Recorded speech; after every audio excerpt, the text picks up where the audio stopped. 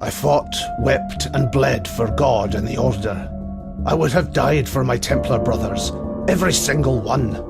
And how do they reward my piety, my devotion? They exile me to the land of the damned, to reclast.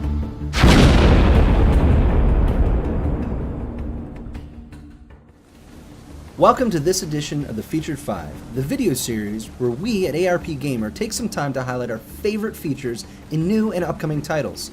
Today we're going to look at Path of Exile, the upcoming dark fantasy ARPG. Developed by Grinding Gear Games, Path of Exile is currently in closed beta and offers a deep, rich experience for ARP gamers. So grab that Dr. Pepper, sit back, and enjoy this edition of the Featured 5. Immersion is a fundamental cornerstone for a solid game experience, and building it can be a difficult challenge. Even with a solid loot, level, and combat system, if your setting and environments are flat, then the goal of immersion is never met. Immersion is a challenge to create and can really make or break a game. I'm glad to say that Path of Exile excels at creating an environment and setting that draw you in and leave you wanting more. From the moment the game rolls the opening login screen, you are welcome to a grim but seductive world. The devil is in the details, and everything from the lighting to the sound to even the color palette work together to create a wonderfully dark, rich fantasy world. If nothing else, Path of Exile has excelled at creating a world that you really want to spend some time in.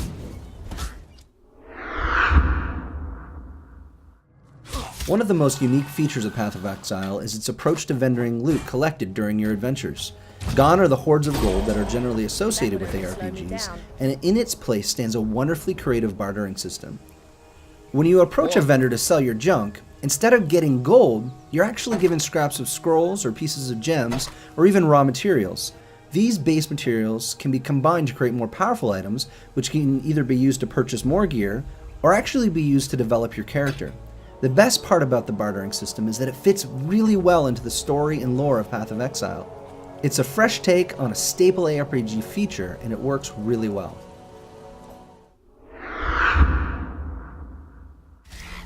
Another area that Grinding Gear Games has decided to innovate is in the area of active skills. Gone is the traditional active skill tree, and in its place are collectible gems that can be leveled based on use.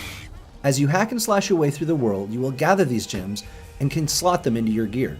Each gem holds a specific skill that can be added to your active skill bar. As you use the skill, the gem levels up, creating a more powerful version of the skill. The greatest part about this system is that the gems can be shuffled around based on need. For example, say you find that all of a sudden you have a desire to be a devastating AoE machine. Not a problem. Simply socket some AoE skills into your gear, and you are ready to mash your hotkeys to AoE-filled destruction. All of a sudden you find that AoE build really isn't working for the boss? Not a problem. Switch them out for a single target heavy-hitting gems. Throw in having two different weapon sets, and support gems that add additional buffs to your skills, and you can really get creative and quick at switching between playstyles. It's a really great system that I wish more games would implement.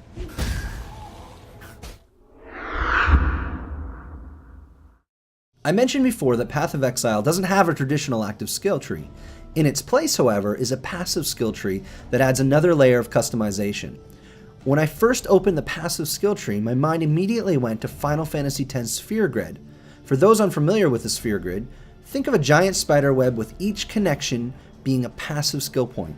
Starting with 3 basic passive skills at the center, based on strength, agility, and magic, you can build a passive skill set that complements your playstyle. As you add more points to the skill tree, it begins to spiderweb out, allowing you to diversify your build. So, if you had started with a passive strength skill, you could then choose to either spec into a one-hand mastery or a two-hand mastery. Perhaps, if you're like me, you spec into both, because you like to master as many weapons as possible. It's a wonderful system that truly allows for a custom build. With the right planning and understanding of how you want to play, this system allows you to custom build your character to a level that I haven't seen before.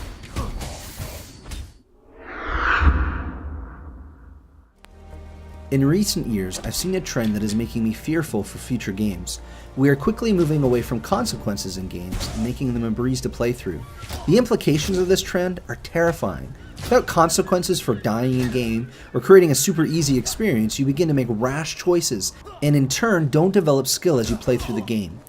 When you're quickly respawning without consequence and jumping right back into the action, you stop thinking about how to survive and simply corpse hop your way through the game. I am so thankful that Path of Exile has not followed the trend. It's a challenging game. I found as I began to get into the game that I died a lot. Death in Path of Exile generally means having to port to the nearest waypoint, which could be a couple of zones over from where you died, and fight your way back. It was almost like having to relearn how to play an ARPG, and then I had to think through my actions and really plan how to engage the enemy. Planning a build well became crucial, and it's refreshing to actually have to think through these things. It was a wonderful challenge level, and the reason I'm still playing the title now. And that's a wrap, folks. Thanks for watching this edition of Featured 5. For those interested in playing Path of Exile, you'll be happy to know that the game will be entering open beta January 23rd. For more news on this and many other ARPG titles, be sure to check us out at arpgamer.com.